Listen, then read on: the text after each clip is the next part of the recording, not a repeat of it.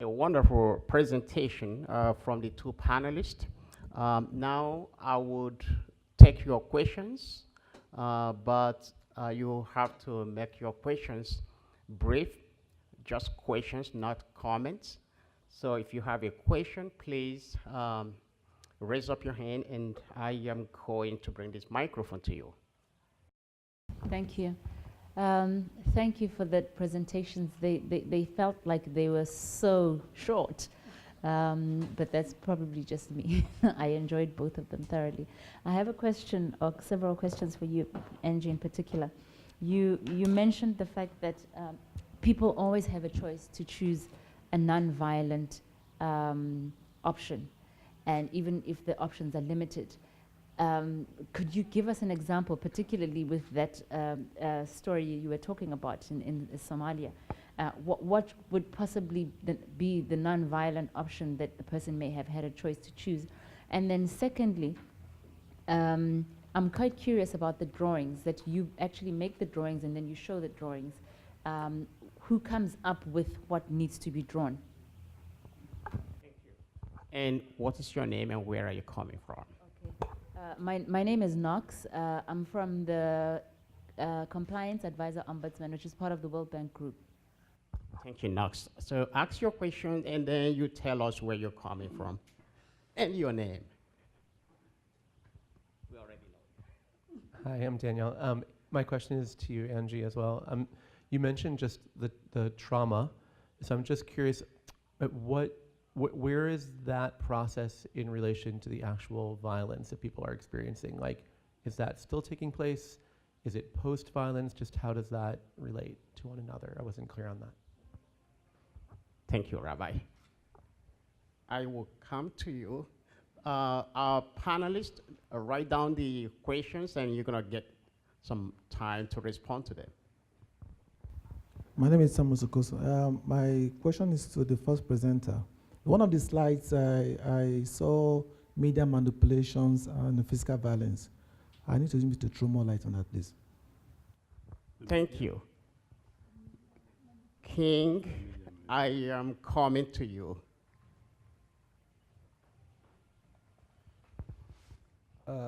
This question, I don't know if it's more of a comment than question, but it's a question. And it has to do with Somalia. As you were presenting, I was reflecting on Somalia. I believe that Somalia was a reasonably peaceful country several years ago. They got to a point where they became very, very popular. Popular Somali pirates, popular in violence, popular everything. And it's like they were led into that violence by the West. And I think the UN is not exempted, unfortunately. It started with they getting invaded, so to speak, by fishermen across the world. All countries of this world were going to fish on their coasts, and with trawlers. And then the Somalians were using their fishing small boats. And the trawlers were aggressing them. Okay, they were pouring them water, they were sinking their boats, they were cutting their nets, and so on and so forth. And they complained. I heard they wrote to the UN several times. But the UN did not respond. And then they started having some small crises in the hinterlands. And so the Somalians now had access to weapons, more than they used to have. So they were now carrying these weapons into their fishing boats. And after a while, they became bold enough to start aggressing the trawlers from Europe and everywhere else. And then they started taking, I think at the time, they now took the first hostage. And having taken the hostage, they were able to get a good ransom. And it became sweet. So they started taking hostages and started getting ransom from all the boats. And then the UN now held a meeting and then deployed all the forces in this world. There were about 8 or more gunboats by several navies of the world to try to stop the Somalians from aggressing or preventing these other first world countries from fishing in their waters. So what I'm saying is that they were led into violence by an insensitive world, by a deliberate world that, that took them for granted. And of course, since when they got the upper hand, the violence, culture of violence has now been embedded, so to speak, in their communities. I thought I should mention this. I don't know what you have to say about it. Thank you.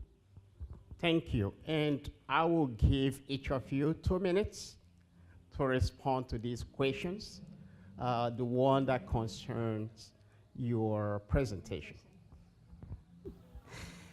Very quickly on the Somali pirates in a former world, I worked a lot with the pirates. They started 22 years after the Civil War started, so there was quite a bit of weapons happening. But it was in a response to an international crisis that the international world wasn't very interested in addressing.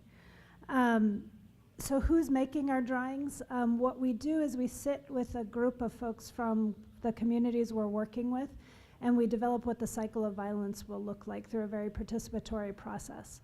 And from there, we develop definitions collectively, and then people develop stories that come from their own lives that match this. And from there, then now the artists that we've worked with, the artists that we work with come mostly in Kenya from the Dusk Depot and Patrick Maccabi, and he usually finds us 7 or 8 artists that will be very different types of people from different places and allows us to be able to have a wide variety of voices into the artwork. The trauma happens. I don't like the word post-conflict. There is no post-conflict. Conflict continues. Whether there's overt conflict when we're doing this in Somalia and places where Al-Shabaab is still present. We're also doing this in communities in Kenya where they're dealing with gang violence on a daily basis. So it's fairly ongoing violence that we're doing this, and we're also doing it in places where there's a bit of a break. So it's a wide variety. And then I just want to tell a very quick story in your response to the other choices, because I think this is a very good story. We had a young man who said he wanted to become one of our volunteers when we were doing this on the Kenyan-Somali border. And he went into Somalia to do this. And after day 1, he didn't do his stuff. He was like sweating. We thought he had dengue or something. And at the end of day 2, he stood up. And in Somalia, you have 3 names so that you know who you are. And he had only given 2 names when he first came into the room. And he gave 3 names, and the whole room went, when he gave his 3 names.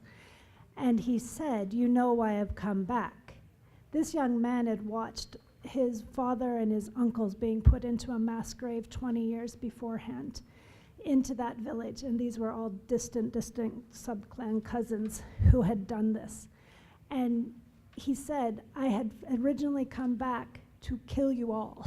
I came back in sheep's clothing, basically. And he said, "But I've been listening and I realized the cycle of violence and breaking it is so much stronger, and that's what I've come here today to do."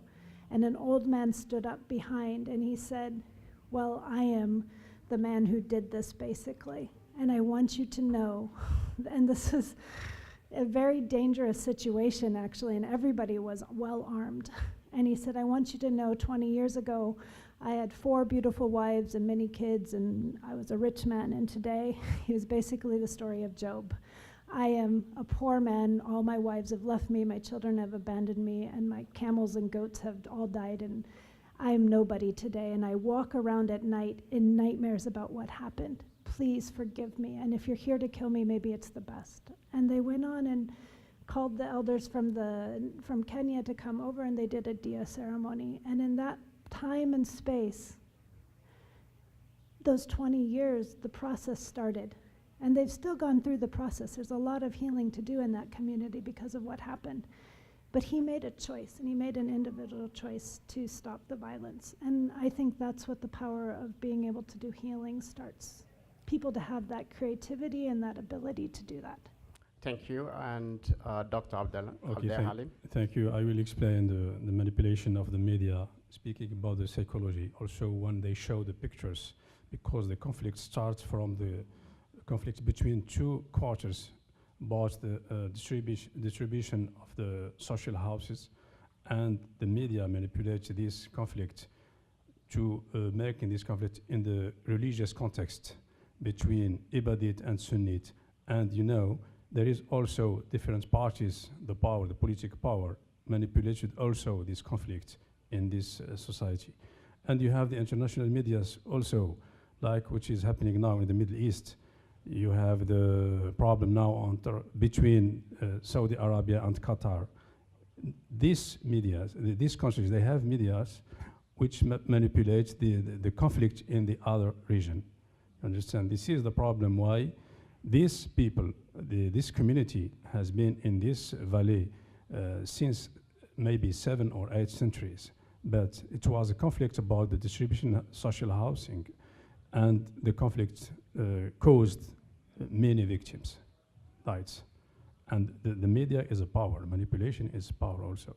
And when you have the Facebook or the other réseau, social réseau, you can see in psychological trauma, the pictures when they show someone who is killed. Voilà, thank you. Thank you. I want to thank both of you, Professor Abdel-Halim Berretima from Algeria, and you, Angi. I want to thank both of you for coming, and we look forward to receiving your full papers, which will definitely be considered for publication in our Journal of Living Together. Thank you for coming. A round of applause, please.